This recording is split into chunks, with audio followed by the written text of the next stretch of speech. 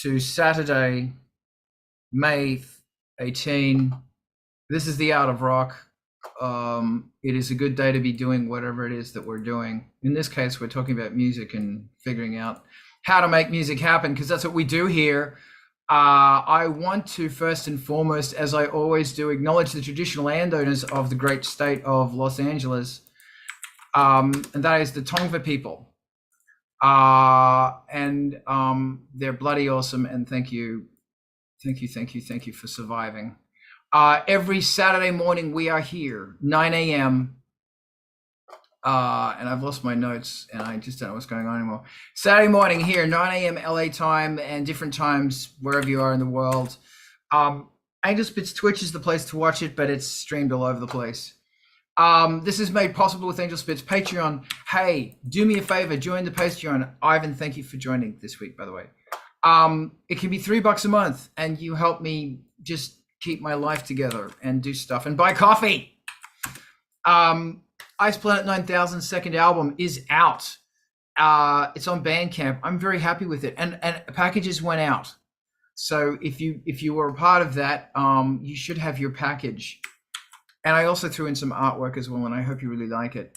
The Industrial Incisions playlist is on Spotify. It's fantastic. Please go listen to it. And there's a bunch of old bands and new bands. Like those new bands, get to know them. And if you want more new bands, MTV TV, which we will be rating to after this. And if you would do anything else like a live stream or anything, always rate to MTV TV afterwards. We got to keep this channel going. If you've got a track, they will play it because they're amazing. And they are incredible. And they've also got a Patreon, which is here. Booyah. Go support their Patreon because it's a most fantastic thing and it's just fantastic. Now, welcome to the Art of Rock. As you can tell, I need more coffee. We're going to talk about mixing for different media. Raz, anybody? Turn on your mic. Talk to me about this. What are your thoughts of mixing for different media? And what does that mean, whoever posed the question? I can pose the question if you would like. Please pose the question. I'm just wondering how you approach mixing for different media, whether it be for on vinyl versus a digital release kind of a thing. Cool. Could I talk about this? Sure. Thank you. Step one is the mix. Good mixes always mix the best you possibly can. Step two is the mastering. I do not master because I am not a mastering professional. And if you're going to vinyl, get a professional to master it, especially vinyl. And if you're going to press vinyl, I'm going to try and talk you out of it. But you know what? I just don't bother anymore. Vinyl changes as the record moves from the outer rings of Saturn into the inner rings of Saturn, the actual frequency response changes. So it's got to be done by a mastering engineer. Must. And a lot of vinyl pressing places actually offer mastering. So that's a good thing. For digital and CD and MP3 streaming, I use the same masters that I use for CDs or digital thing. And just FYI, when I send something to mastering, it's 96K 24-bit. And then when I send it to other stuff, it's, well, I mean, CDs 44.1 16-bit, but when I upload to my aggregator, I don't know what the word is, I don't care. It's 44 24-bit, and usually it's 96K 24-bit. Because places like Tidal want super high quality. They'll take the highest quality you got. That's what I think anyway. Razzie, hit me. I don't do different mixes for different release formats, but the question might also turn into like actual medium in the Marshall McLuhan sense, like television versus games versus film, because those kinds of things are probably stem mixes or back to the multi-tracks. There might be something else to talk about there. But the The weird position that I'm in with this is that I expect stuff to come back from mastering sounding the way it's mixed, or be told that there is a problem. So the mix goes to all the same things, and I don't cut enough vinyl to really have much of an opinion on whether my stuff's too bass heavy and it'll cause the needle to jump the groove, or if stuff's like bass heavy in one channel, it can physically push the needle from the thing. And those are problems that a proper cutting lathe operator is going to catch, I suppose, when they're doing the vinyl. So there are definitely ears and professionals to be super involved in some of the actual limitations of especially vinyl. But for things that have gone out on tape and CD and streaming, I've always done the same master, or there's two masters available on digital, one with more dynamic range. I think always is a awfully broad statement, but usually the as far as the bit depth and sample rate, I usually have done just 24-bit because extra headroom and not that much bigger a file. But I always do the rate conversions on sessions that I've accidentally had sample rate be something that's not 44.1 for whatever reason. I always do the sample rate conversion so I can hear what it sounds like on my end, and send it off to either distribution or mastering as it is. The extra bit depth, like it's going to be 16 bits, but it's 24 or 32 in your machine. Those are things to be aware of because your dynamic range does change. And if your peaks are above, like what a 16-bit file could handle, then I don't know, you're crazy. You're using more dynamic range than a gen engine, but good on you. So it's kind of, a mixed answer there for me, but I kind of deliver the same thing. And then if there's a real technical reason on the mastering for, the actual format, the delivery format, I'll certainly take notes or let a professional deal with it there. Same mix though. Thank you very much. Adam, what do you think? I'm hearing everything that Razi's saying there. Like I guess I do my own mastering because I can't afford to pay somebody else, you know what I mean? And I'm going to say I am by no means a professional at mastering, but my masters sound better than the automatic masters that you get from like Lander or whatever, that kind of crap. I don't think any one of you that I've done stuff for has ever complained about my masters. I mean, they're loud enough, they stand out. But I think that's kind of the trick, is that mastering, like, so what Razi was saying about, problems in the mix, like when you put it under the, under that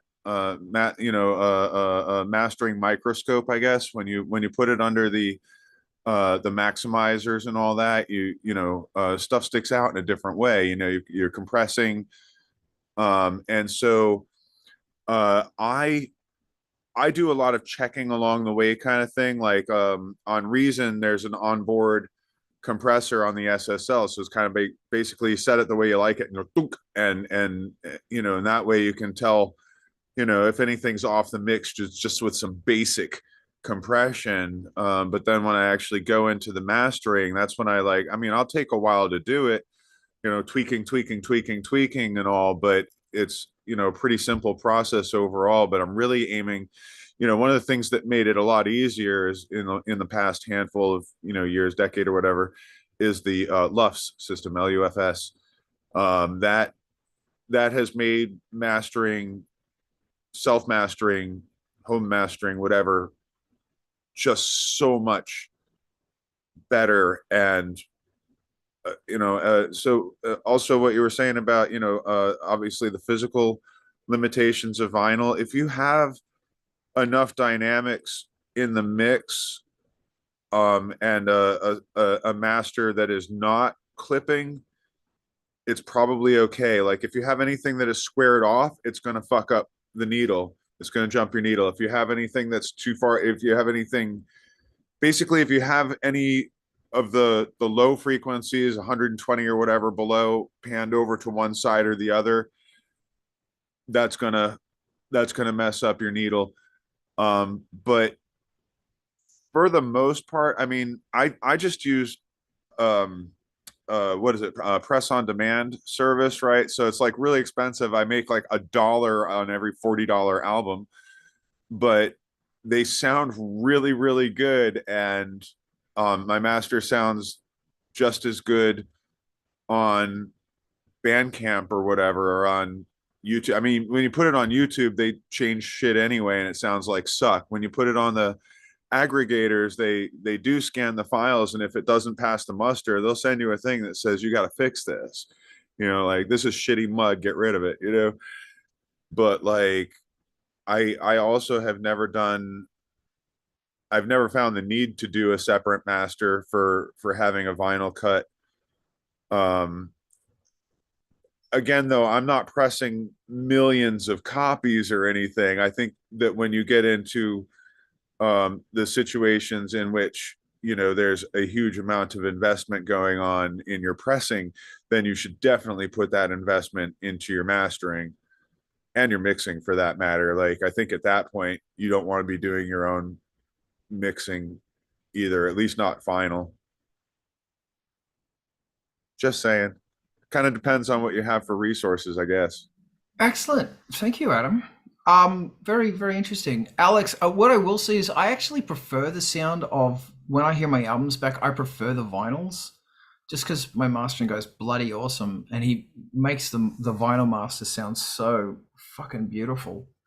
And as an experiment, I did the first Ice Planet 9000 album was the vinyl master only. So what you heard on digital was the vinyl master. I don't know, it's an experiment. Alex, what do you think about this? So I don't have lots of experience with releasing, but as a consumer, I sort of enjoy if releases have a different tone to them or sound a bit different. For example, with Search and Destroy by the Stooges, I think it's nice to have like the very pushed Iggy Pop mix and also the bit more reserved David Bowie mix. So yeah, maybe something that I like.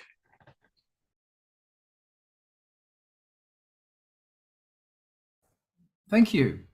Razi, hit me.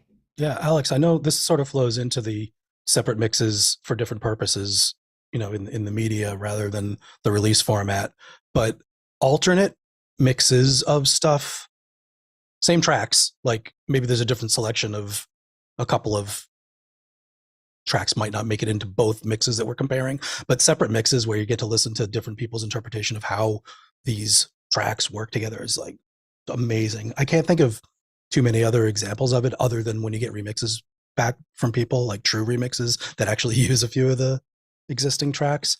But the Stooges and Bowie comparison, I'm gonna go listen. Like that's brilliant. The other thing that brings to mind is that multi-tracks do exist now, and you can pick apart.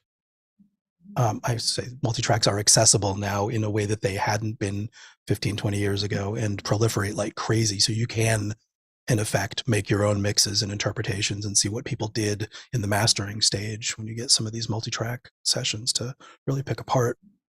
Super educational and fun. Excellent. Thank you. I want to change it up again. I thank you for that. That was really wonderful. How long, new question, how long does it take to write a song?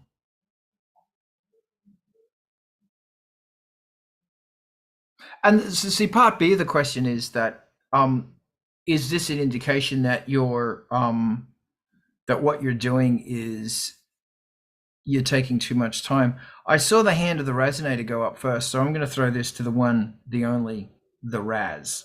Thank you. I wrote this down as how long does it take to make a song, which is slightly different. Same spirit of the question. However you want, baby, go with it. Without putting any more detail on it or elaborating further, like I don't want to answer it, but I did want to just sort of pose that twist because I think it opens up a little bit more of the process. So please take it from there.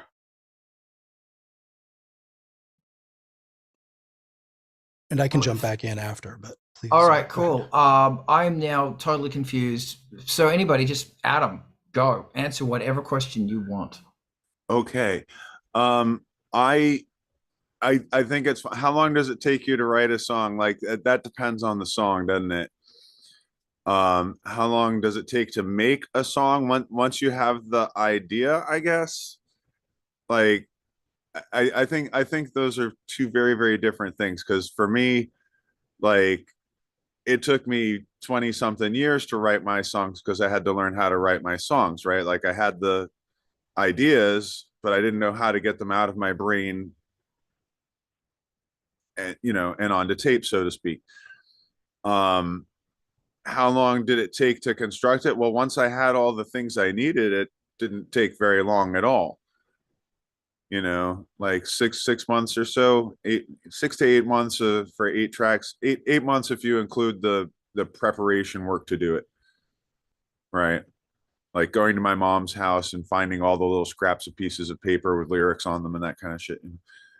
Um, when I'm doing a remix, like once I hit the flow state, I might knock out a remix in a night.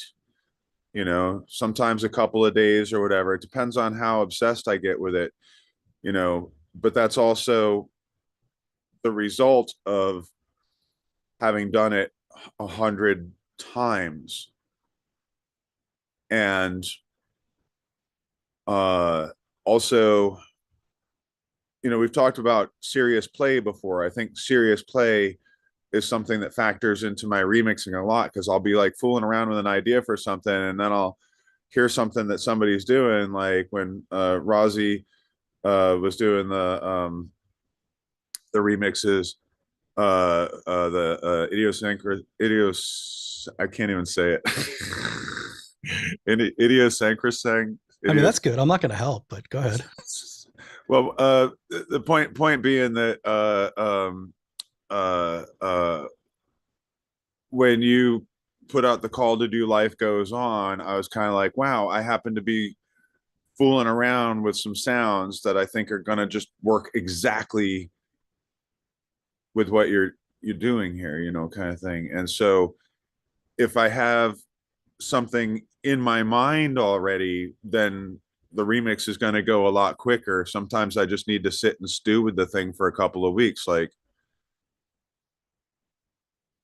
I guess that's it. Like, how long does it take to do something? It depends on the tune, and it also depends on how much complexity you're dealing with. Thank you, Adam. I love this. This is great. This is great. Alex, fill me with your brain spasms. So the objectively correct answer is a couple of hours to a lifetime, approximately. So I've written full songs with a friend within 4 hours. But I think I only can do it if there's like pressure. Like I know, okay, my friend's train is going to going to depart at tomorrow at 10 a.m. So we better finish it now because we won't have the chance for maybe a couple of months. So yeah, but also I have songs I've been writing for 10 years. That's the way it is. Deadlines, man. I thoroughly agree with you. Deadlines. Ivan, I need you to blow my mind now. Yeah, what does one mean when they say finish? Like also like yeah, no, I mean because like there's the music and then there's the song. It's like the finished, like there's the song with lyrics and stuff. And even then, I mean, I think there's like the scratch version and the I feel decent about it version and the now I'm trying to mix it version. It can like getting the right notes in the right order once everything else has been figured out, that doesn't terribly take too long. But like figuring out the right chord progression before you start doing that, oh, I can spend hours on that part. Like, oh, that sounds like ass. Oh wait, no, that's equally bad. Oh, ooh. And then you find the right one, and it's like, oh yeah, no, this is gonna work.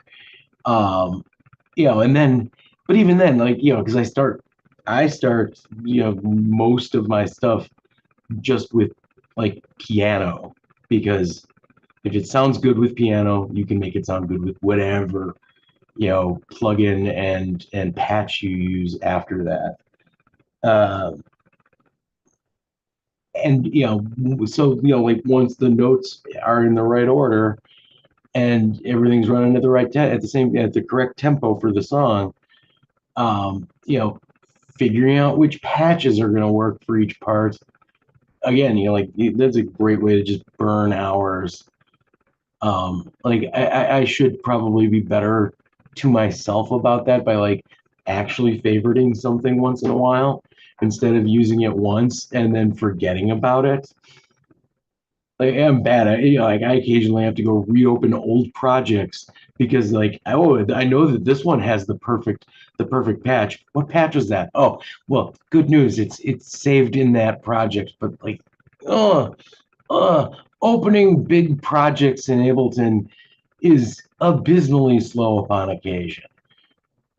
So you end up trying not to do it just because you're going to end up watching that bar slowly make its way across the screen, despite the fact this machine's crazy fast. So there's that. And then well, once you get over those, humps, and like the mixing gets, just gets easier as you practice. And then like I have kind of like two approaches to mastering. There's the quick master that I will do here at home just to like get something onto SoundCloud. But like once it's like a release candidate where it's actually going to go out to like, like I'm actually going to like release it, then I'm shipping it off to somebody who's good at mastering so that it actually sounds good instead of being something like I mastered it. So, finishing a song is complicated. Thank you. Thank you very much. Ivan, I'm going to throw this to you in a moment. I want to interject with another question, and for people to think about, and that is, are you finding it harder to write music? Are you finding it recently? Have you found it harder to create music? Have you found it harder to get into the flow, if that's your thing? Okay. Hold on, Ivan, wait. Are you finding it harder to are you finding it harder to put thoughts together, to create musically, to find the time to do it? And Ivan, what I want to do is I'm going to throw your hand up. I want to throw it to Vince.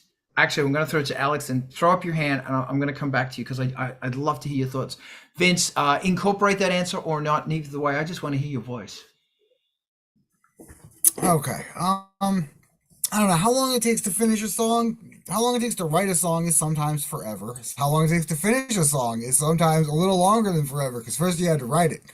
So that's why I said it's a loaded question when you mentioned it earlier, because like there's any number of answers to that. If I'm doing a remix, sometimes I can knock out a remix in a couple of hours, everything but the mastering end of it at least. And sometimes I'll spend weeks on that, and that's somebody else already made it, so it's technically already done. I'm just doing other stuff with it.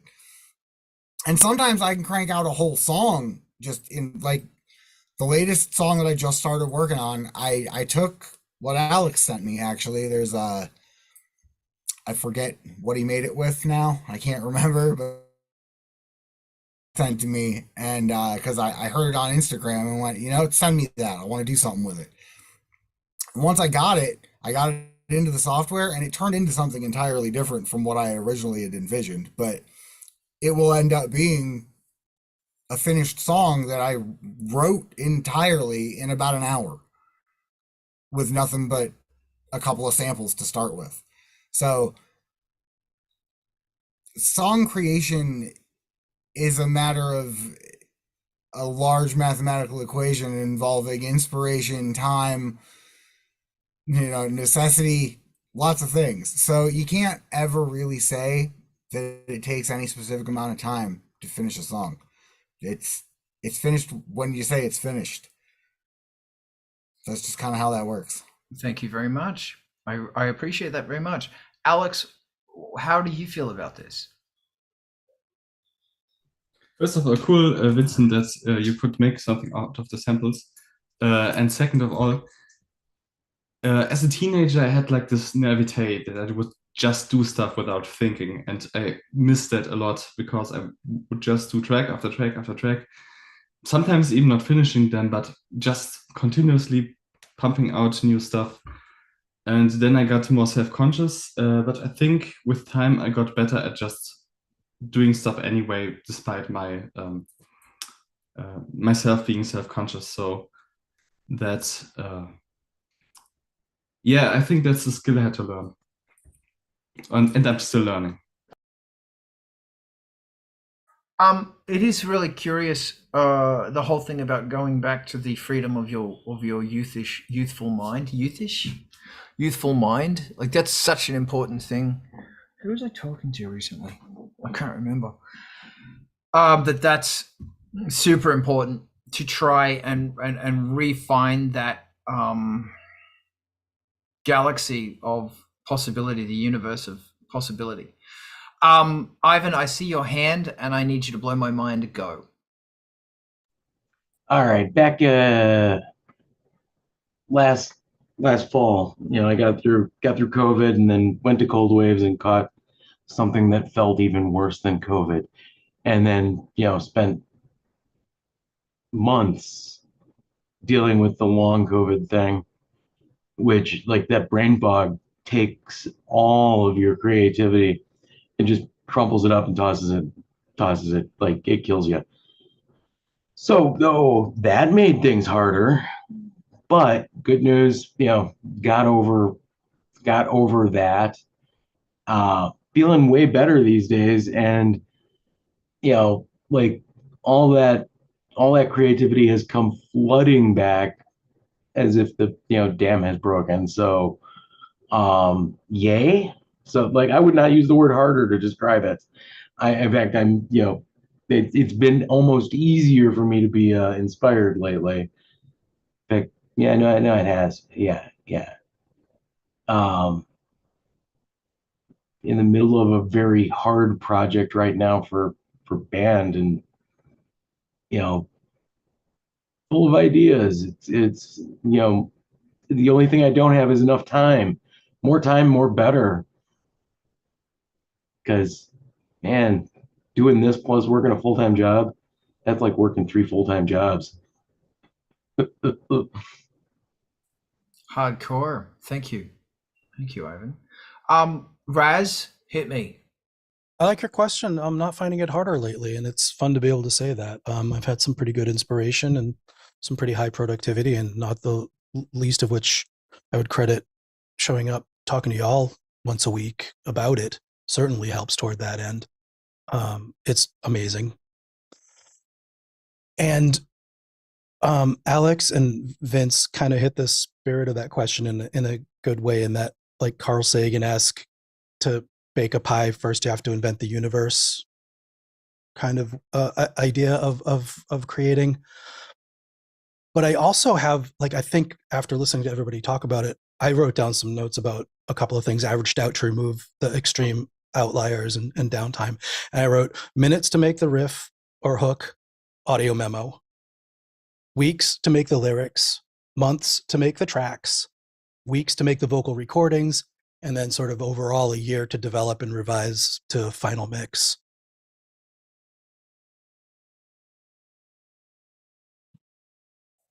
Yeah, that's kind of horrifying. I mean, yeah, I agree, but it's funny. It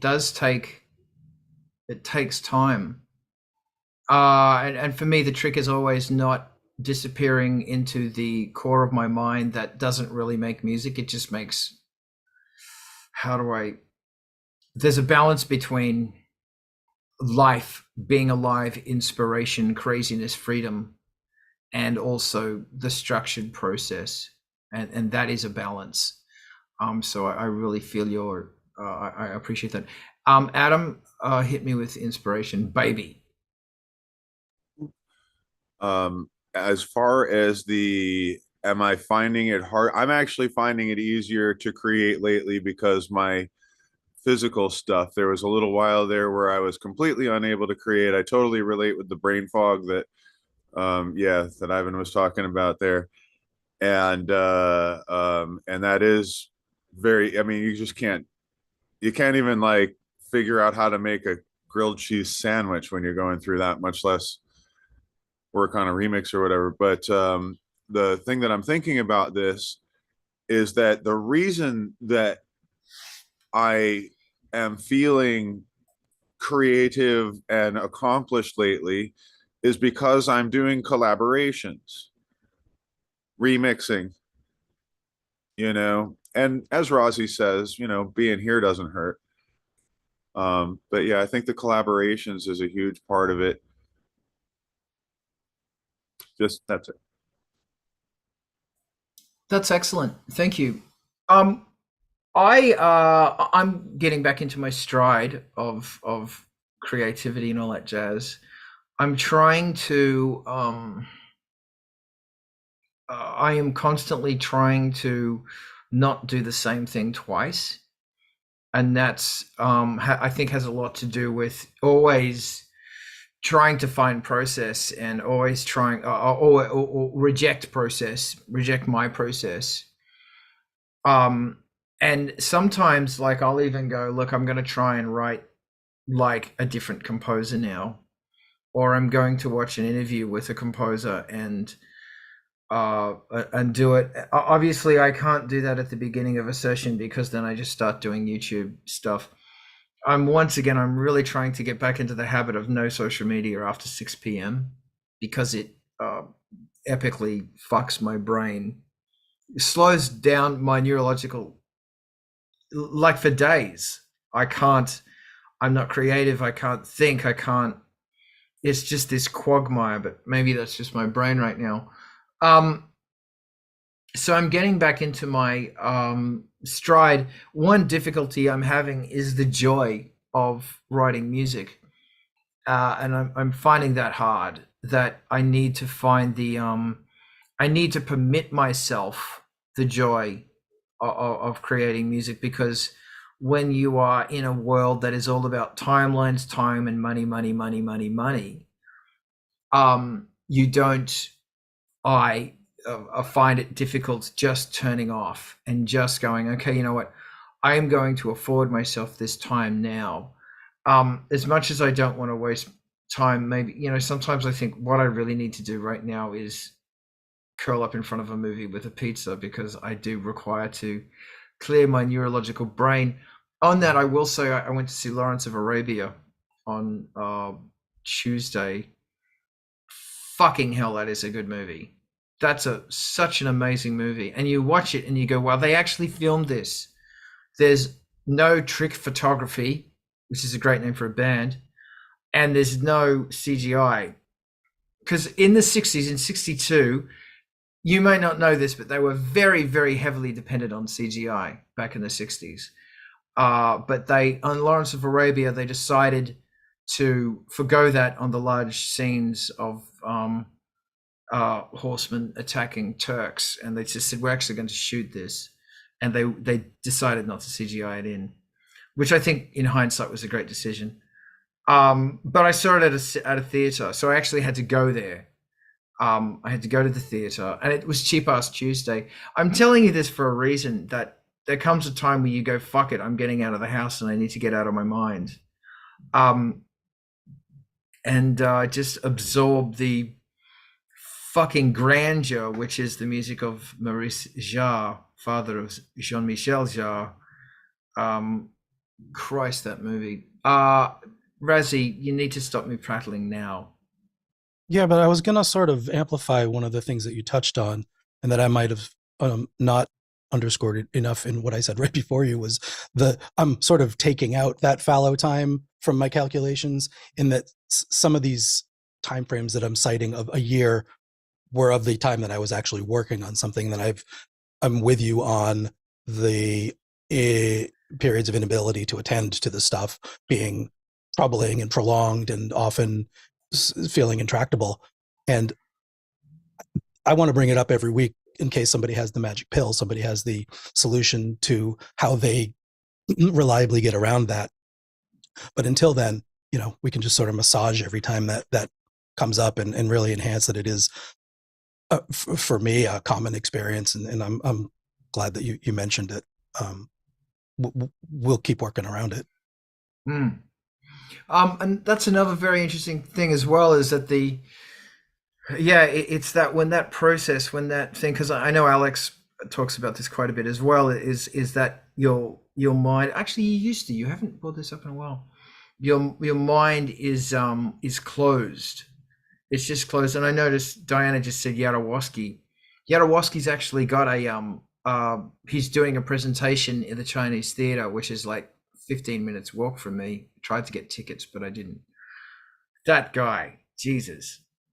Anyway, that's what's really hard. Like, for example, this week, if I may, I'm working on a Nice Planet track, and I saw this thing with Hans Zimmer working on Dune, and how he was working on these processes to try and resonate synthesized sounds, how to create and it was something that Steve did on the first Ice Planet 9000 mix. So I did this really fun thing where I pulled up an audio signal of the Moog playing this lead line, ran it through a wave shaping distortion, the Doepfer, then ran that through a high pass filter, then ran that into the 188-2 bucket brigade delay Doepfer, and then ran that into one of the big bat crazy fucking reverb things. But on that high pass filter, I put up I was using the control voltage. I was controlling it via MIDI.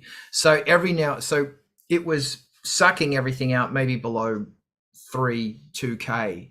So all you heard was this high end buzz of the sound, this high reflection of the sound, which kind of sounded like a something that was being resonated, because it was being distorted quite dramatically with the wave shaper, and then being quite seriously fucked up through the A188 bucket brigade delay, which I bloody like, which had a whole bunch of feedback on it. But as I brought the lows back in, it just went into this huge, massive bass trembling horror. And because then that was going into the noise engineering. I don't even try and say the names of their fucking gear. It's the bat reverb thing, which is the most incredible reverb I've heard in my life. And it just blew out, and it became this new magical thing. And it was like just one of those moments where you went, man, you've got to say, for the next 8 hours, I'm fucking around. I'm going to fuck around. I'm going to fuck around and find out, which in my process, increasingly, I don't allow myself the pleasure of doing that. I just remember this fantastic, please stop me if I'm boring you, this fantastic quote from Brian Eno, who said how, going into a studio where you're paying X $100 an hour is a horrifying amount of money, and not many people have that. But you've got to realize that it's also the possibility of it being it's a playground, and it's not about the gear. It's about the thinking outside of the box. And if you can't afford a studio like that, which I can't, then maybe go to a junkyard, maybe do something else, maybe do something different. I'm going to stop talking now. Adam, please enlighten me. Actually, do something different leads right into what I was thinking, because I've got my little notes here. So Razi was asking about the magic pill for breaking the creative blocks. My magic pill is practice, or do something else, like practice, screw around, play around. You follow the Bob Ross principle of happy little accidents. Those are the things that do break the create. Like, so one of the things that is probably anybody who's done any sort of visual arts, pencil sketching, painting, whatever, like the hardest thing is to be sitting there staring at a blank piece of paper. It's like you got the thing that you're going to mark the paper with, and you got the paper, but the paper is so perfect, and you're like, as soon as I start marking this, I'm committed, right? And that's the thing that prevents us, I think, the very, very, very, very most from doing this thing that we actually really, really want to do, because once we're in the process, that's when the joy comes. Right? Once you're actually doing it, when you get yourself into that flow state, that's when the joy happens. And it takes practice to be good at using your tools to do that, but every time that you do it, you get a little bit better. You get a little bit better. You're training those pathways in your brain. They're getting fatter. You're making less mistakes. But the toughest thing is to make that commitment and just make that. So, my thing is just like, make a fucking mark on that. Like, just go ahead and screw it up, make it, like, just splash some crap on that canvas and then fix it. Because you can always just paint the fuck over it. And it's the same way with your audio stuff. The nice thing is that we don't have to spend $100 an hour and $300 for 15 minutes of tape. We can sit here in our home environments. And again, I think that's a very important thing. To be creative, you need to have an environment that you can be creative in. Like that, and that's it. Like, if you just need to create a little corner for yourself, that's in the you have all of like 4 feet square to work in, make that space your creative. I work in this space. Sometimes you have to swap it out with something else that you do, but you have a space to do it because it puts you into the mindset of doing. So going back to the thing of joy, like joy is the thing that you get, like, when you're doing it. One of the things that we always discover as artists is that once the part of the reason we never finish anything, okay, is that once it's finished, we're done and we're no longer in the process. So we'll like sit there and we'll try to hang in that feeling for a while. Like, I'm just going to listen to this one more time. Well, one more time. You know what? I could fix this little tiny thing that nobody will ever notice, and I won't even notice when I listen to it tomorrow. And we will sit there and do it over and over again, because it's keeping us in that place, or at least in the memory of that place when we were in the joy of creation. And then once we finish, it's like, it's like rolling over after an orgasm. Like 5 minutes later, you're like, you want to watch TV? You know what I mean? But it's okay to do normal things like that. What you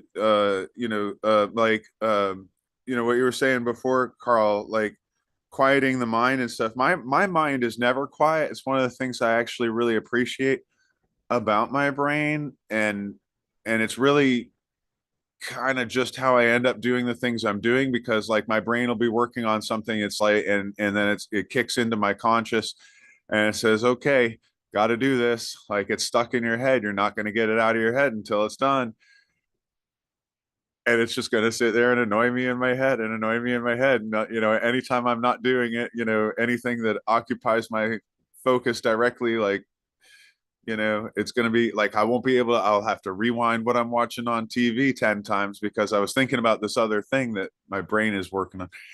And I like that. I also think it's okay to do normal things and to feel okay doing normal things. Like, you don't have to be living in this like state of 100% creation. That's a very stressful thing to do to yourself. Like, I think you have to be okay with just like, like I love my little garden, you know what I mean? Or like, just hanging out watching a movie with the cats, right? That's something we probably all like to do. And or cooking your meal, expressing your creativity in functional ways. Cleaning the house is such a meditative thing to do, right? You get that vacuum cleaner going, and you got all that white noise, and just like start listening to what happens, man.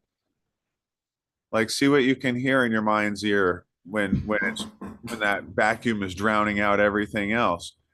And then you're finding that joy while you're quite literally doing nothing. And that's my soapbox. I stood on it for a while now. It's somebody else's turn. I like the soapbox. Thank you very much. Firstly, doing the vacuuming the floor is a wonderful thing because you hear the sound of the vacuum change that goes into nooks and crannies. And that's an endlessly wonderful little piece of sound design. Secondly, it's very curious how you mentioned the blank piece of paper, and the musical equivalent of that is silence. However, here's something to fuck with your head. There's something different about silence and the digital version of silence. Like when it exists in a virtual situation, it's not silence, it's something else. It's this new form of hyper nothingness. And it's more of a void, it's a something. And I think there's something really wonderful. No, there's something kind of scary about that. Scary is in the idea that it's alien. If I was to have a rant right now, besides the fact I think I need to start wearing a robe and walking around saying which I think would be a wonderful thing. There's something very different about, and Vince, I see your hand, I'll throw to you very shortly. There's something, I think my psyche is having trouble pulling itself into the new dimension of the online age. And I've been trying now for many years, but I'm still having trouble. That there's something about the neurological digestion of the reality that is very different to me. And I'm having trouble with it. And it's hard to describe, and it's hard to perhaps I'm having trouble with understanding who this God is that we have all created, and whose image is it in, and the expectation that I am to become more like this God, because the face of this God is forever changing.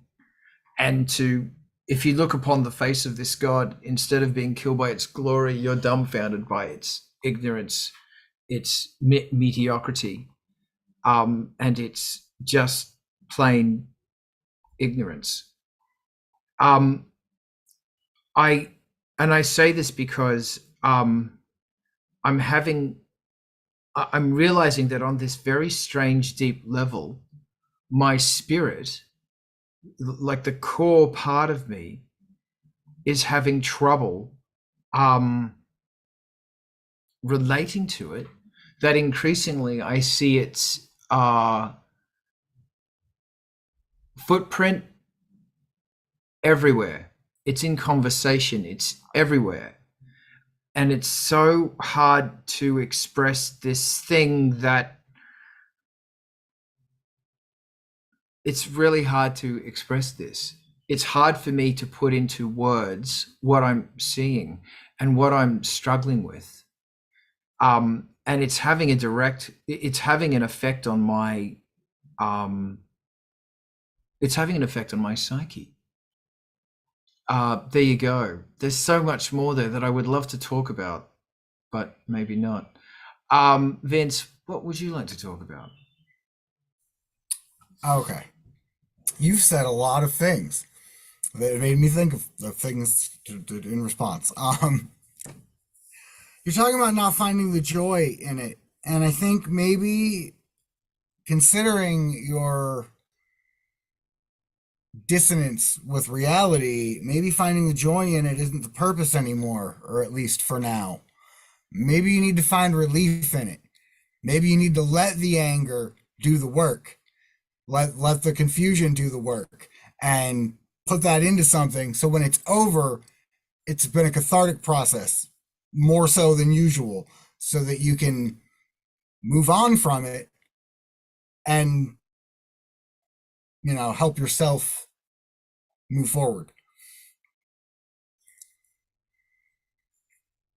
Maybe joy isn't what you need out of it right now. Maybe the productiveness should come from something else.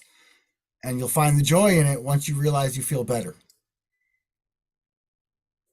Thank you very much. That's interesting. I do appreciate that. Did you want to add something to everything else as well? Because there's several conversations on the pool right now besides that rant that I just sidetracked everything with. No, that's actually where I started.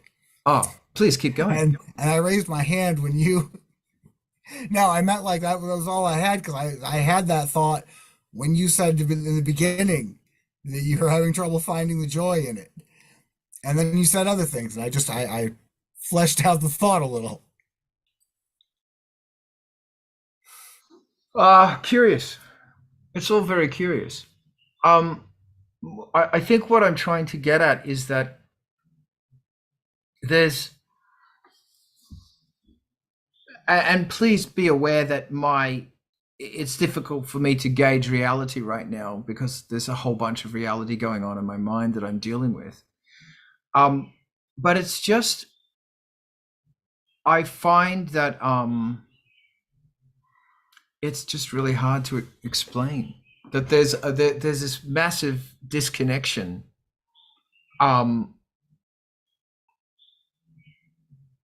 It's hard to explain. There's all these very easy vents of the volcano, which is it's getting harder for me to because it's just, perhaps I've taken a breath, stood back, and said, you know what, I don't like this painting. That I didn't paint, and I'm expected to paint in a language that this now dictates. And where that's going is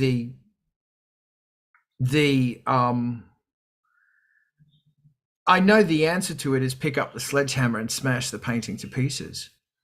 I know that's the answer. The answer is fuck you, I won't do what you tell me. That's always the answer. But what's strange is that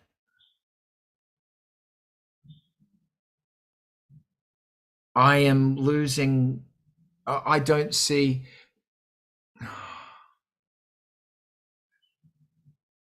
it's just weird, man. It's weird.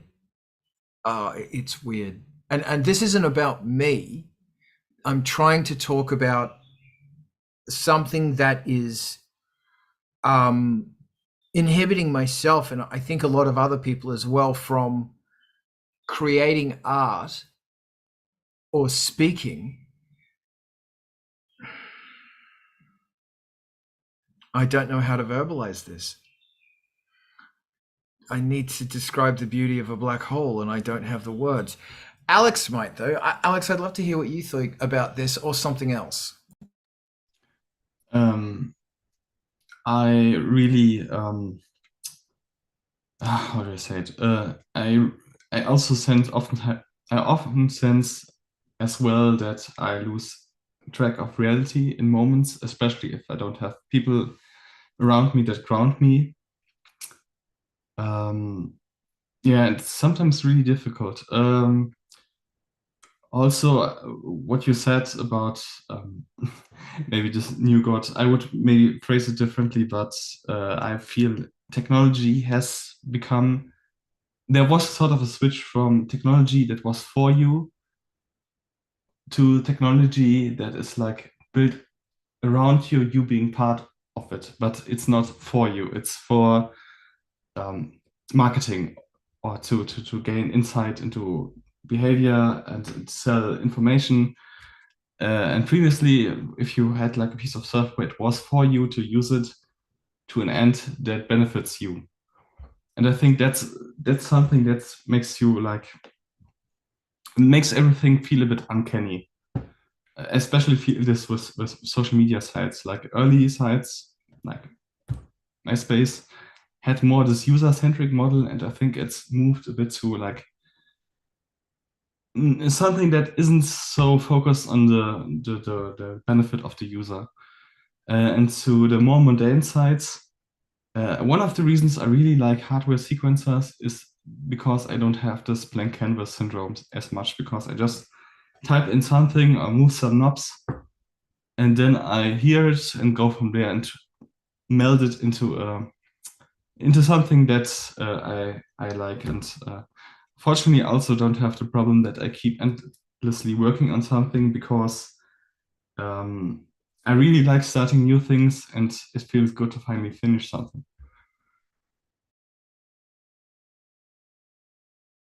Thank you.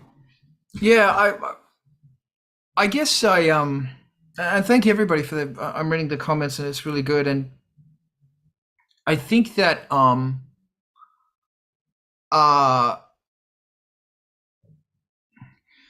way I would describe this is I don't have the words to describe it. What I need is a can of petrol and a match. That's what I need. And I guess it's really good because every now and then I can feel this volcano inside me, this Krakatoa of absolute rancor. And I'm trying to really make sure that I'm funneling that out because I'm so fucking mad. Like I am so furiously on fire. And I can't create music that is if I'm taking over, please tell me to shut the fuck up. But I'm having trouble formulating this into a coherent, well-placed blow. I'm trying to fucking find the ability to and I'm really at the moment I'm calling on my masters in this who's Gandhi and Martin Luther King. Like if they were to deliver something to verbalize the rancor that I feel, the wrath that I feel, that this is an attack on human psyche. This is an attack on my psyche. Maybe I'm just getting old and maybe just my life's a burning pile of shit right now. I don't know. But I guess even when I'm trying to create a sound or trying to siphon through these lyrics that I'm writing on my phone all the time, I hear somebody say something and it's like, that's the dumbest fucking shit I've ever heard in my life. And so I write it down because like that's such a lyric right there. Juxtapose that next to something else. And I guess the point that I'm trying to make is that, or trying to pull it into today's conversation, and I'm not just talking about myself as usual, is trying to find the time, the patience to create this pyramid that I'm trying to musically create, and trying to find the patience and discipline to actually make this tracks happen. That maybe that's something I'm finding really overwhelming right now for me, is that despite the ocean of maggots that I seem to be up to my neck in, and they're crawling up my nose, and they're all whispering some stupid bullshit to me about their fucking opinion, and it's not even their opinion, they're just passing on some other opinion that was given to them by something, and I don't fucking care anymore. I just don't care. The ability to place things down so that I may create something beautiful from this horror, because that's my job, that's your job too, arguably, but I don't give a fuck about arguing. And trust me, you don't want to argue with me right now, only because I don't care. To create something beautiful from this maelstrom of ridiculousness. That's what I'm dealing with. I'm trying to reorganize grains of sand to make a pyramid. And that's finding my mind into a place where I can just sit down. There's only so much coffee you can drink. I'm gonna shut up now. Ivan, tell me about Crowley. I wasn't going to bring him up this time, but since you mentioned him, actually, no. I think what you're experiencing, and we probably all experience it in one way or another, is an age old. You think it's we lean on it's the modern era. Do you know how long like creatives have been leaning on it's the modern era that we can't handle? Take a guess. Okay. I think we had just walked off the savannas and invented beer. Sure. And I thank the Anunnaki for that. Yeah, But and hold on. Yeah, I go. you can actually go back to, ancient Greek literature and find like ancient Greeks complaining about the youth of today. Yeah, and everybody wants to write a book. What wants to write their own book? Well, Plato no, said but that. those people that do write the book are creatives. Sure, but But it's guess what? Like we're getting versions of the same story over and yeah. over Well, again. my point that I'm saying that I'm trying to get at is that I'm not blaming this specifically on the algorithm. Like No, this no. all comes down to human nature. Yeah, And that this vile sludge is well and truly in me because I create it, and by my nature I am it. I guess what I'm trying to figure out is how do I make this into a fucking song? When I have so much, like, okay, so the next album, Angelspit album's written, it's done, it's written, but now it's like I've got so much more that I want to say, and it's so fucking mad, and I'm having issue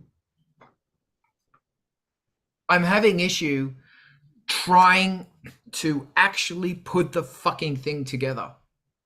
And it's what's curious is that there comes a point in your thing, and please turn off your muting and jump in here. There comes a point in the I'm going to put this onto gallery here. There comes a point in the screaming where it just becomes a scream, and I guess that's the thing, is that how do you put it together? There's all of these different things, and I don't know. I'm just trying to pull it into the. I'm trying to pull it into the thing. Go. Yes. like there's so much, like especially like as artists these days, there's so much built-in fear in saying what you actually think, because like there's so much like well crap, you weren't far enough to the left or far enough to the right, so we should cancel you because we didn't like what you said because it made us uncomfortable, because for you that's somehow true, or it's the truth, and like can't like the most damaging thing you can do to another human being is tell them that two, or make them believe that 2 + 2 = 5. Like we live in that world now, and that is seriously fucking bad. Because reasons. The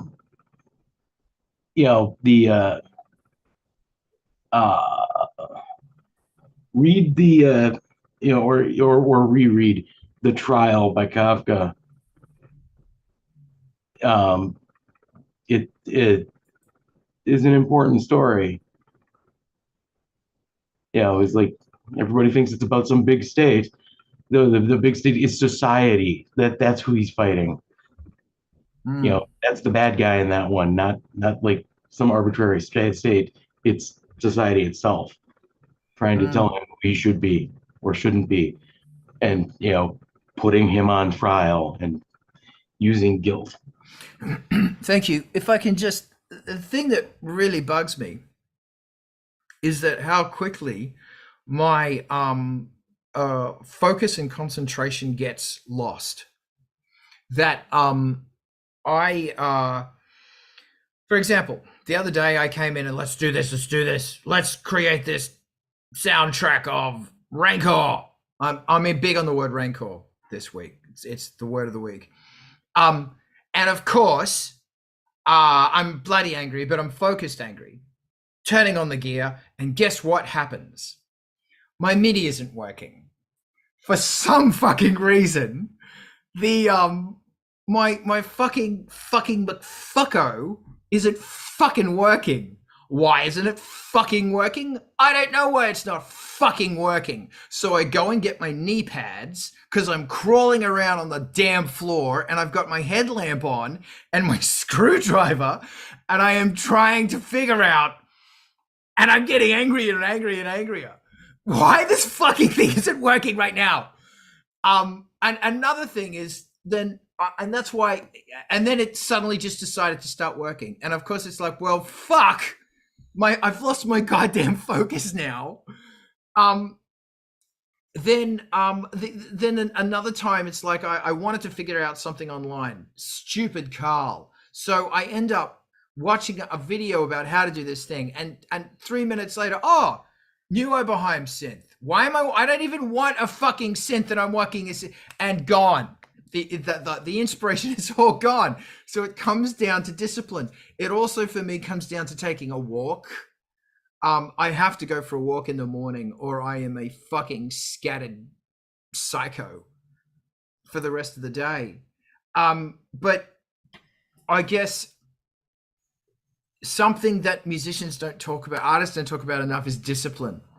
And it's not just getting up and doing it. It's keeping your mind focused where your paint is dry or this is happening or this is happening or this is happening. It's like, Alex, you have to save me right now.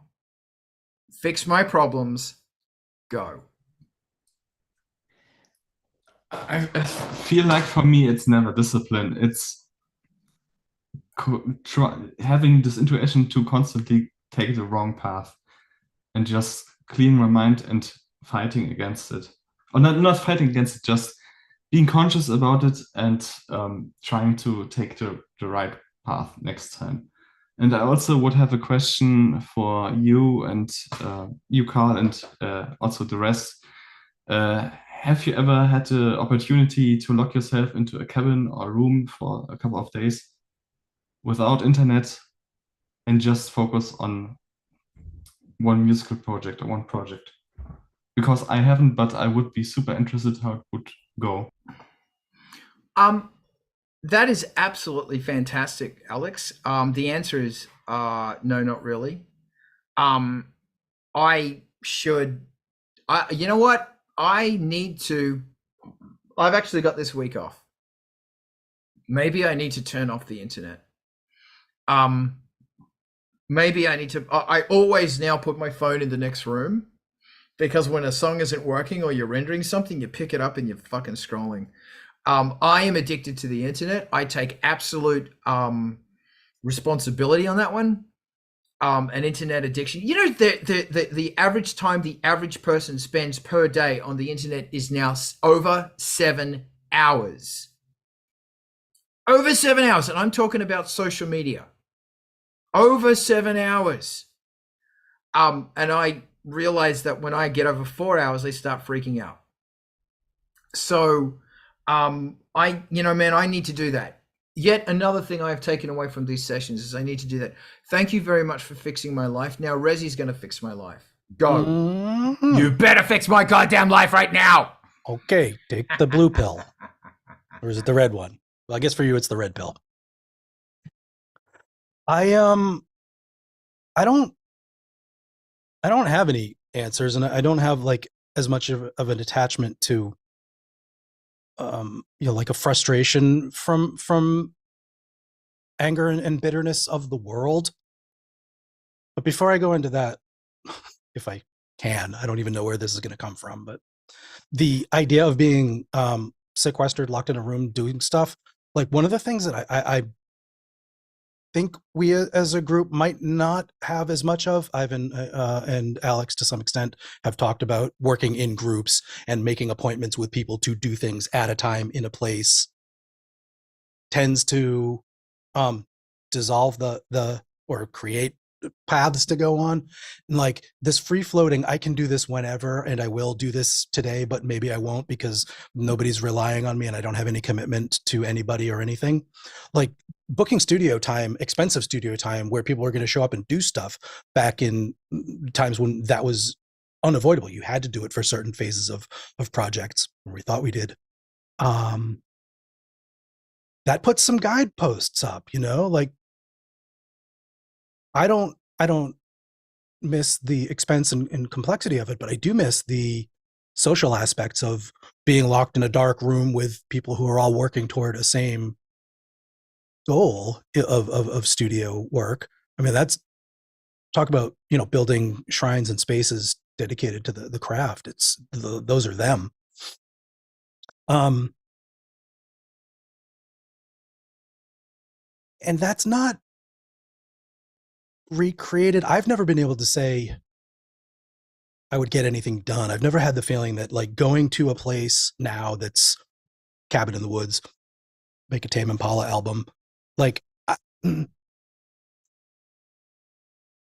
getting to the idea of where the bitterness of my musical experience, the rancor, enters. And that is in the maybe decades of acceptance that it is slow going and it is difficult and I will be distracted and I will have to get on the floor and run MIDI cables. And sometimes that's a welcome excuse to not slave through the work, to push through the work. It's, oh, damn, the computer blew up. Now I have to fix it. Oh, well, here's a task before me. Here's a series of things that I'm going to be able to fix in a relatively short period of time by applying a known sequence of troubleshooting steps right out of the creative, act, right out of the very definition into something completely opposite. And I feel that bitterness that you're talking about, and Josie's trying to console me. She knows it's troubling. The same, possibly a similar difficulty and obstacle in troubling emotional feeling, a troubling sensation that this is all there is. This is all I can do. I can't necessarily do it faster, better, more on a shorter turnaround basis. That is sort of where I have found what you're talking about, like acceptance versus anger at that feeling. And that goes to, mental challenges and emotional states and habits and stuff too. And I think maybe we've got some common ground in that. Whereas like, I find music to be kind of a selfish act. I just want to learn and do new stuff. And man, I would love it if people love it. That's like the thing. But if, I don't find myself needing to express the things that are connected with the angers that I feel and the rancors that I feel necessarily with the music, other than it comes out in the mood and spirit of the stuff, perhaps. So people who do take world events that trouble them and affect them and channel that through their music, that feels a little bit like a gift, like a superpower. Like if you can react to things and do them, fascinated by it at least. And I don't know, I want to hear more about what the breakdown is between that, Carl. I think you sort of alluded to a specific reaction to things in the world that maybe you wanted to express. And I don't know if that's you personally or just a more general thing, but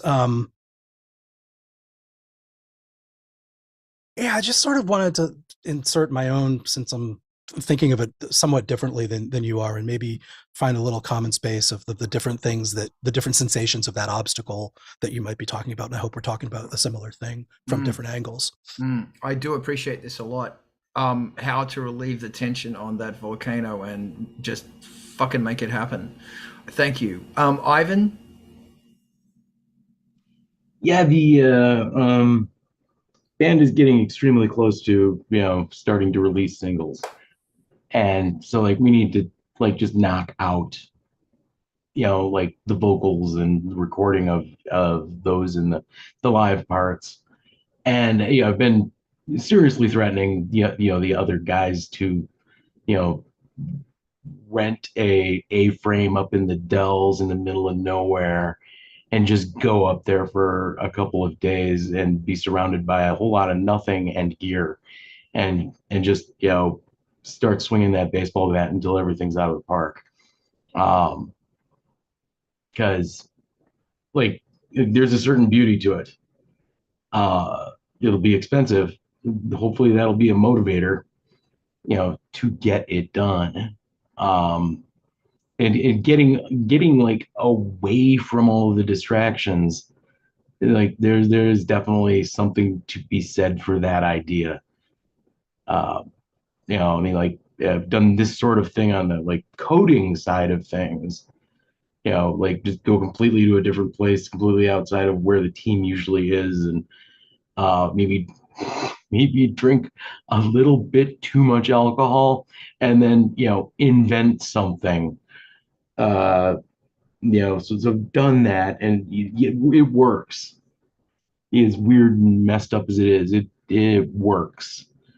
And so, like there's definitely something to be said for it. And the nice thing with the Dells is, like, compared to most other parts of the country, the renting a cabin in the Dells is cheap.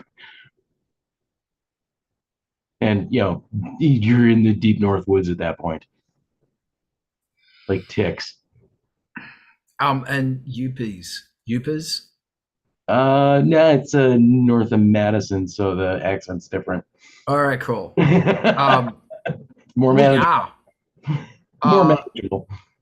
Thank you. I also want to thank everybody who's chatting in the chat on Twitch. There's some really wonderful things going on. I really appreciate it. Grim, you said something really nice, and that's such a huge conversation. Thank you. One other thing I was thinking, just very quickly, because Adam, I see your hand, is the concept of literally putting on a suit.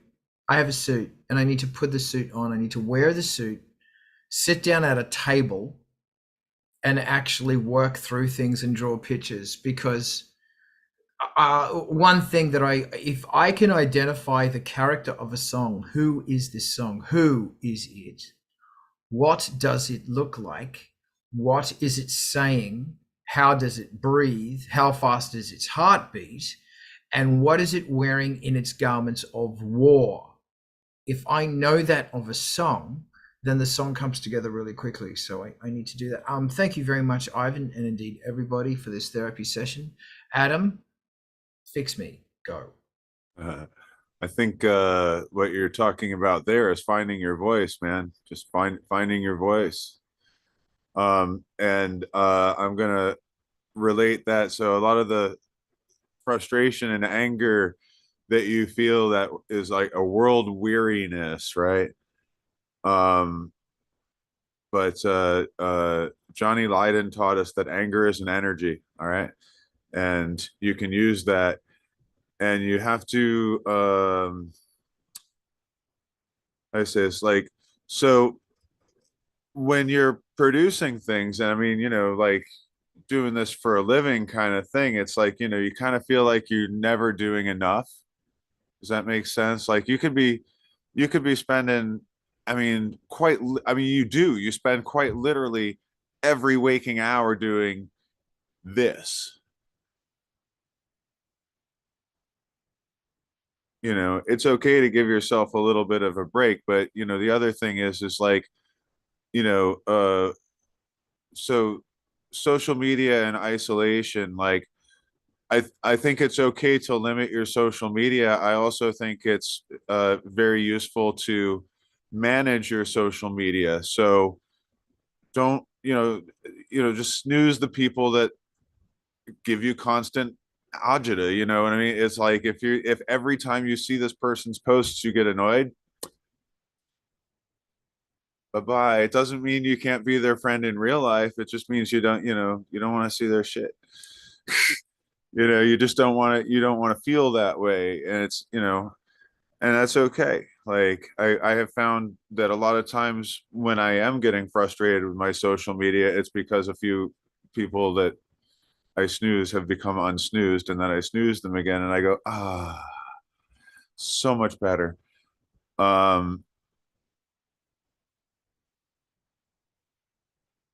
Isolation. So I was talking before about when I started working on the skeleton closet, how like my mom was on a trip with her sisters, so I went up to house sit, take care of the cat, and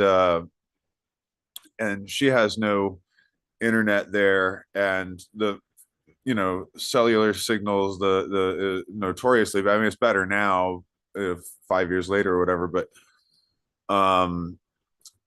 it was definitely a lot less stressful.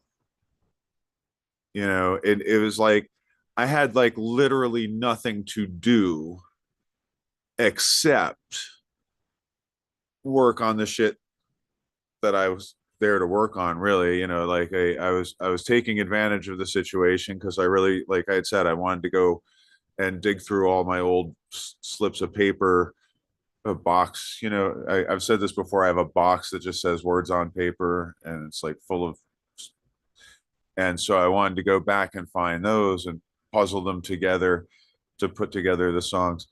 And it was a really great experience because like after like a week and a half, I was pretty much losing my mind. And I had the microphone set up, and just sort of shouting my ideas at the microphone while I was, like, what am I going to do with this? What am I going to do with that? Like just screwing around, so to speak. I had literally nothing to do, and I was losing my mind. And because of that, I found, just by, again, it's like the happy little accidents, so to speak. It was like, just because I was letting myself go with no constraints, like, no self-consciousness, because there's nobody there to criticize me, and I can delete anything that I'm embarrassed by. There's no reason to be embarrassed, when you're just fucking around. And I ended up finding a lot of things in my songs that I didn't realize were there before, because I was forced to spend time with them. I mean, I chose to be forced to spend time with them, but and then when I was working on the record, I mean, I joke about it, but I say I like locked myself into my room for 6 months, but it's really true. Like, my best friend lived next door at the time, and he barely saw me for 6 months, but yeah, he would make me come over for coffee in the mornings, just to sort of proof of life. But yeah, I think isolation is very, very good for creativity. However, the caution is that if you're like it's the red rum, right? Like losing your mind because of the isolation, right?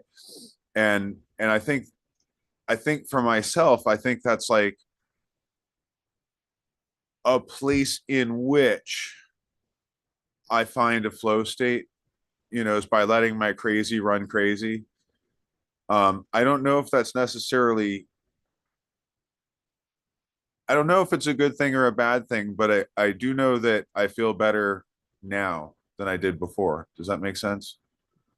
Like having locked myself away with my emotions and the things that I felt when I was writing those songs, and like tearing my hair out and crying at the microphone, and the frustration and the elation of solving a fucking problem, and all of those things. Like I think it's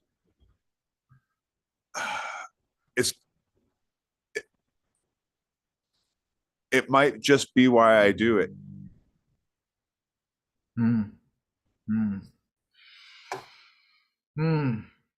For sure.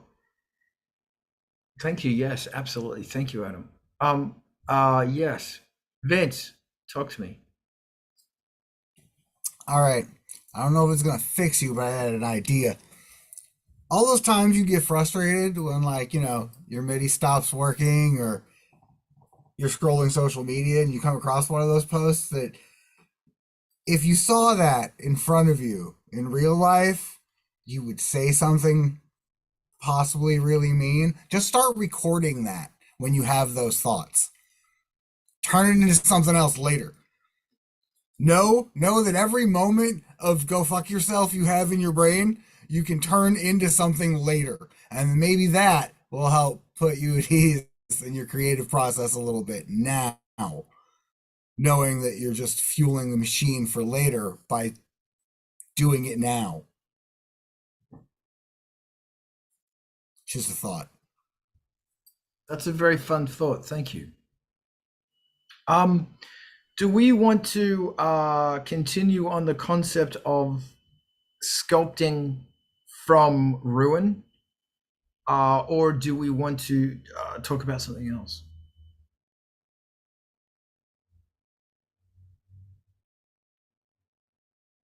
I can always tell, or we could go watch some MTV TV. I don't really want to talk about. There's another thing here. I just don't want to talk about it. Because this has been such a lovely chat. I love it when it gets deep like this. Deep. That's such a teenage 80s word, isn't it? Let's get really deep. So do we want to talk about something else, or do we want to bugger on off? Okay, I got a question. When do you sell a piece of gear? And this is not about gear hoarding. This is about letting go. And this is about turning it over. Like it's time to let it go. It's about letting go. Wow, everybody's interested in this one. Alex, hit me. It's quite ironic because I wanted to sell this one piece of gear for years now. And just within the last weeks, I finally made my peace with it and sort of understood what I got wrong about it. I still think it has some problems, but I think I can now appreciate what it does and how I could use it. But I need to think a bit more about it. It's the Mofo by Dave Smith Instruments, because it's in some ways really frustrating as a sound design thing, but yeah. You've brought that one up a bit. Sorry? You've brought that one up a few times. Yeah, it has been my pain point in my setup. I don't know how it's called in English. Anyway. I like pain point. Thank you. Razi, enlighten me. There's a bunch of things that I've gotten that are I knew they were personality defining before buying them, and I set out to own them, and would just, there's no reason to ever part with them, not because they have functionality that can't be sort of duplicated by free tools that live inside a computer, but because they look nice in the room and you can walk over to them and have them there to make your place look the way it does. And like, you know, piano, you walk over to it. And I just set up the Simmons drum pads because, you know, they are the things. They're their own icons in their own time periods, and they bring some sort of a statement of what they are, and they make me feel a certain way just to have them. And this kind of not worth enough or easy enough to sell, or they're in sort of beat up condition so that they're lower value, so they're not going anywhere. And then there's things that I just got on a lark that I know I'm going to sample and get rid of and move on. And there's things that definitely got superseded by software and there is no reason to keep around. And then there's things that were superseded by software and there's really no reason to keep around, but I have a bunch of DAT tape in the closet so I don't get rid of it. Hard drive, you know, stuff. There's a lot to think about on that. But I tend to buy stuff used, like vintagey, classic-y stuff, like buy it used, and so it'll still sell off at the same, you know, it ends up being a rental fee if you don't make a profit on it. So I have a pretty healthy turnover. And the things that I do keep around, even if they're in the closet, I know I'm going to drag them out sometime and like have memories or actually be able to use them, press them into service, and make something that I haven't thought about in 10 years, like comes out of this thing. Drums are on that agenda this week for me. So it's fun to think about. Excellent. Thank you. I appreciate that. Ivan. As we all know, I am kind of a gearaholic. Mm. Thinking about it though, I've got one piece of gear that just doesn't fit. I don't like it. I don't like the workflow. It's not a fun piece of gear. Maybe that goes. My like Op6 and Mod Wave and Wave State. If anything's going to happen to those, they're going to get moved into desktop cases and then mounted in a rack, because I love the way they sound. They're way less crashy than the VST. They're fun to use. The keyboards on them suck though, so I won't miss those keyboards. So I just want to get them into the desktop cases and then toss those horrible keyboards.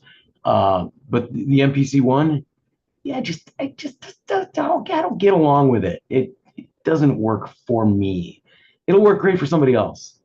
They should give me money and I'll give it to them. That easy. I may replace that with one of Roland's new drum machines, because like something that does samples and they're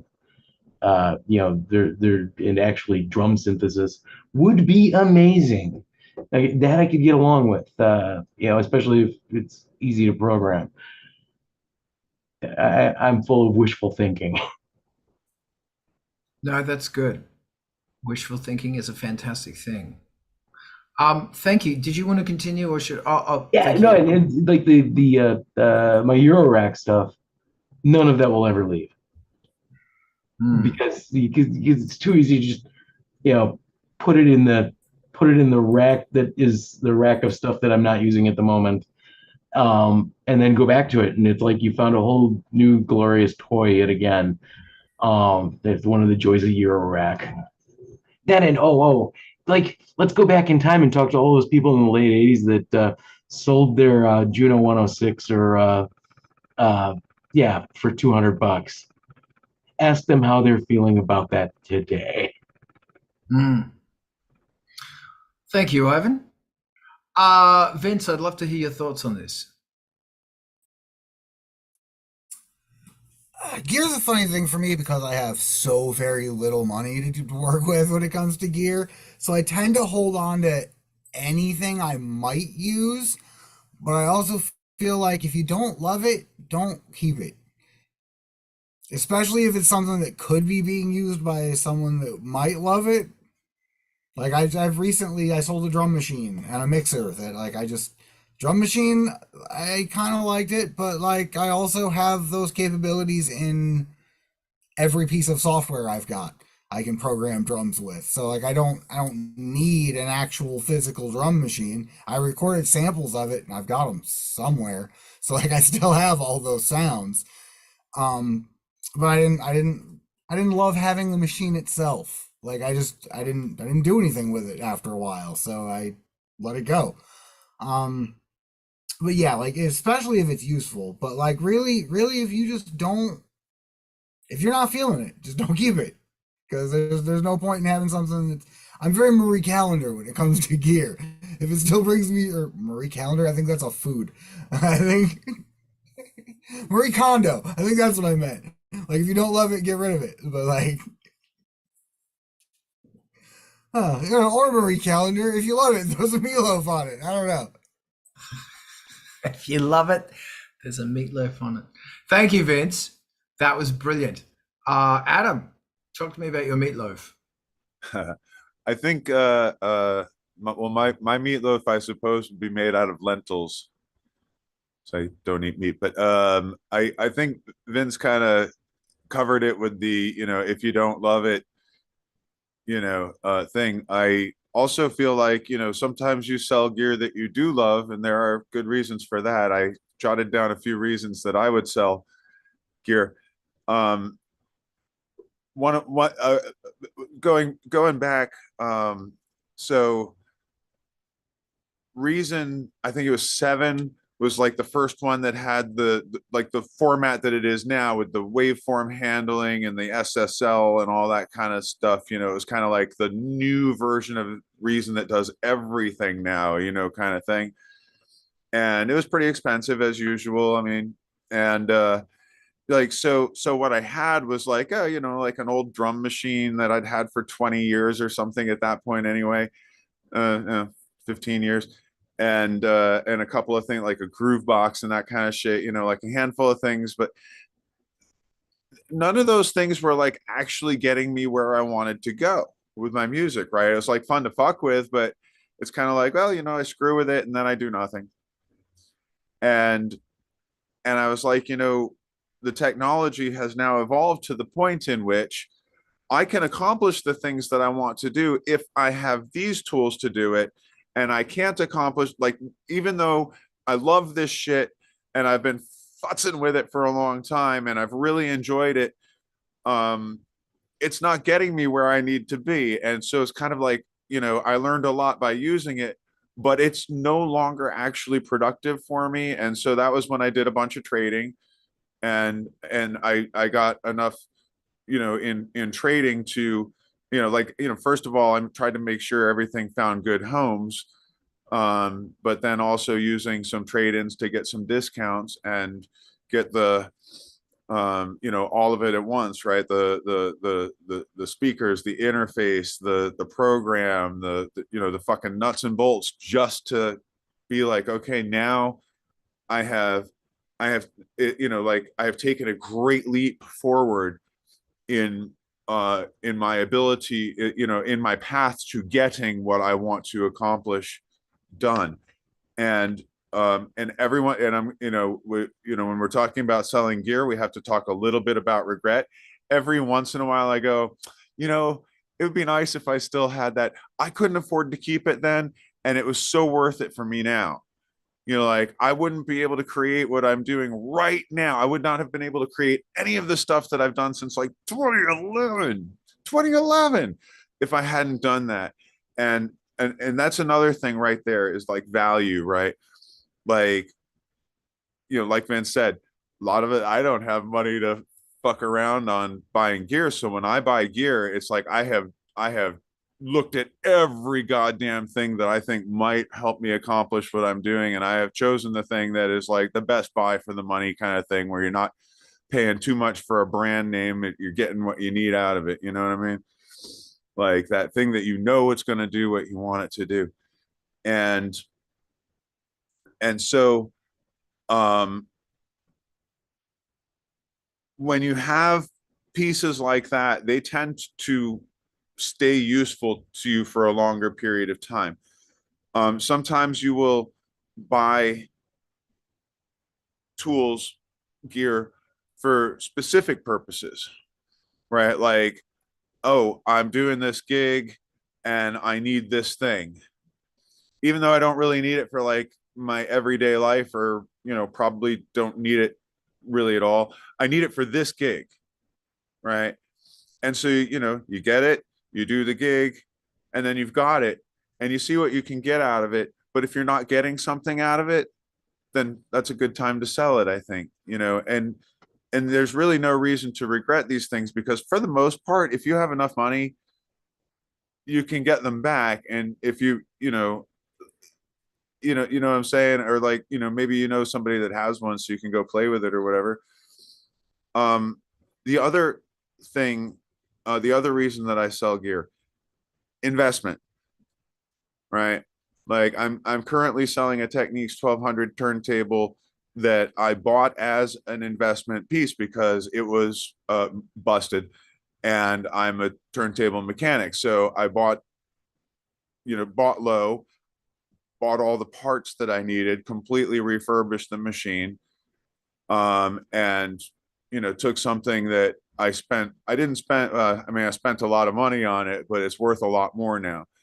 And also when things are discontinued, like, there's a particular needle and cartridge combination that is traditional scratch DJs drool. There's a very good reason for it, but we drool like crazy for that.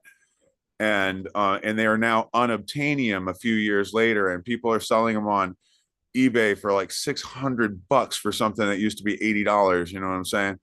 So I got a few of them, and if I'm not using them myself, and I've had them for a while, and I'm not going to use them myself, I mean, they're quite literally worth their weight in gold now. Unobtainium, like turntable parts is another thing, like finding unopened, unboxed old stock kind of things, and putting that, I put all that together as a package, and that's what I'm selling now. And because I've been sitting on this stuff for a while, it has become more unobtainium. Like, it is harder and harder and harder and harder and harder to find these things because there's less of them out there, and people people have sold them off or used them, and they, it's not like they're making new ones. And so buying some gear is good to buy for investment. I mean, some people will do it with guitars. They'll like, they'll get a guitar that they're like, you know what, that guitar is going to be worth a lot in 10 years because of this rare wood that it's made out of, or whatever it is, because the value of the wood alone is going to be 100 times greater. So that, there is an argument for buying equipment just on the investment sort of thing. Of course, if you're renting it, this is another thing, man. If you're renting equipment, if you like own equipment around, like PA equipment or whatever, there's like a formula for that, basically, that's like, and okay, here's the secret formula, guys. Are you ready for this? Here's the secret formula. Write this down if you ever want to run your sound company. You buy the gear, you rent it for 10% of the cost 10 times, then you rent it out for 10% of the cost 10 more times, and then you sell it for half the cost, and you buy the new gear, and you do the same thing, so that you're continuously upgrading your equipment as you go along, and getting a 50% return on your investment every time, 50% plus return on your investment every time, which is better than going to the bank. It takes a little more work, but that's the secret with rental gear. So if you're doing rental gear, you rent it as many times as you need to make your money back on it and double it. And then, okay, 200%, sorry, my math is bad today, double it, and then sell it off for half the price you got it for. Excellent. Yeah. Thank you, Adam. That's my thoughts on selling it. Mostly it comes down, can I use it, and do I need the money? Excellent, man. Thank you. I'm going to go in really quickly, and I'm going to say, for me, it's when the gear is no longer being used, and when it's if I use a sound and a bass or something from that thing, and I always start moving to a different sound, a different synthesizer, that's a pretty fair indication that it ain't cutting it, or I'm tired of it. Which has happened quite a few times, and that's the, okay, you got to go now. Of course, there's always synths that it ends up going on. Don't sell them. Alex, what are your thoughts on this? And then we're going to wrap this up after Rezi. Alex. Sometimes it's a bit hard because I have synthesizers or gear that's just for one purpose. Like if I'm at home, I won't be using it, but if I go outside, that's like my go-to thing that specifically fills this void, to just go to some place else and have my synthesizer be part of the musical ongoings, because it's light and I specifically bought it for that purpose. And also sometimes I have this conundrum with the Mofo, that I don't like how to use it, but I really like the sound. And that's like really hard to make the call, because I think this kind of bass sounds I can't get off any other synth that I own. Maybe if I sometimes buy, sometime in the future, I will buy a Moog I can sell it because it fills its role adequately, but right now that's like the main reason why I think I'm keeping it.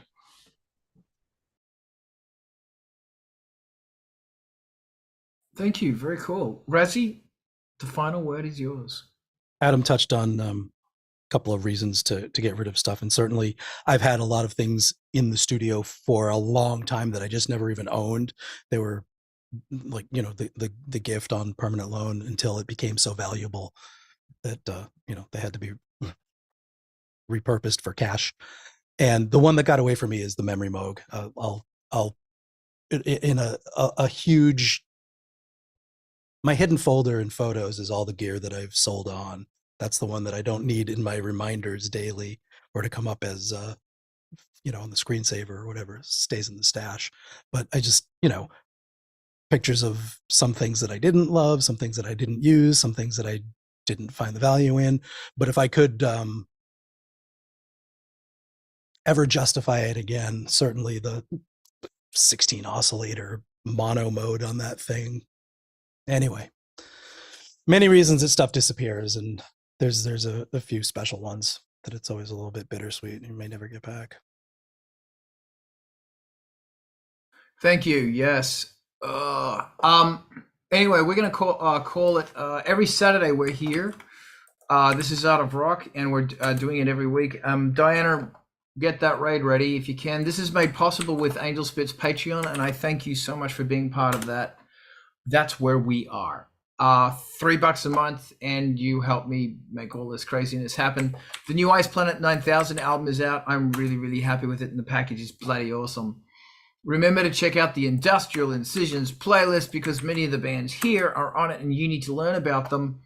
But now we are going to MTV TV. So if you're watching on anything besides Twitch, like Facebook or whatever, please shoot on over to MTV TV. That's their address. And we're going to raid now. Diana, if you can let me know when that raid has happened, and we will do that. And thank you, Super Tablespoon, for Tyranny of the Beat, which is actually getting remixed very shortly. Thank you so much for liking that and commenting. We're going to kill this. And in the meanwhile, has it rated? Oh, yeah, it's probably rated. Thank you for joining us. Go watch MTV TV. That's where it's at.